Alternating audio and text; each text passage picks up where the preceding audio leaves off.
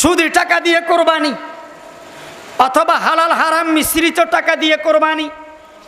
মনে রাখবেন, হারাম টাকা দিয়ে কোরবানি করলে গুনাহ, আল্লাহর লগে মস্কারি, আল্লাহর সাথে মস্কারি করার মতো আর কি। তাই হারাম টাকা দিয়ে কোরবানি তো করা জায়েজ নাই, বরং হালাল হারাম মিশ্রিত টাকা দিয়ে কোরবানি করা জায়েজ নাই। মিশ্রিত টাকা, এক বালতি দুধের মধ্যে এক ফোঁটা প্রস্রাব যদি পড়ে, পুরা বালতির দুধ পাক না না পাক?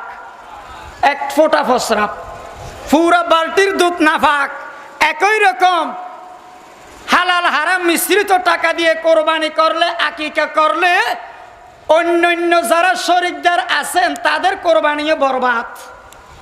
এই জন্য শরিকদারি কোরবানি করতে গেলে এখন থেকেই আপনি নির্বাচন করেন, তদন্ত করি শরিকদার চয়েস করেন। কোন শরিকদার হালাল উপার্জনকারী, কোন শরিকদার নামাজি, কোন শরিকদার দিনদার নেককার ফরহেজগার, কোন শরিকদার ভালো উত্তম, ওই শরিকদারকে নির্বাচন করেন। হারাম উপার্জনকারী শরিকদারকে আপনি নিবেন না, তাহলে তার একটা শিক্ষা হবে, তার একটা সবক হবে যে আমি সুদের সাথে জড়িত, হারামের সাথে জড়িত, ঘুষের সাথে জড়িত। এই জন্য কেউ আমাকে কোরবানিতে শরিক হিসেবে নাই, শরিকদারি কোরবানি নাই। আমার শিক্ষা হয়ে গেছে, আমি এই থেকে সুদ খাবো না, ঘুষ খাবো না, হারাম উপার্জন করব না। ঠিক না বেঠিক? শরিকদার নির্বাচন করতে হবে তদন্ত করে। নামাজিকে শরিকদার করবেন।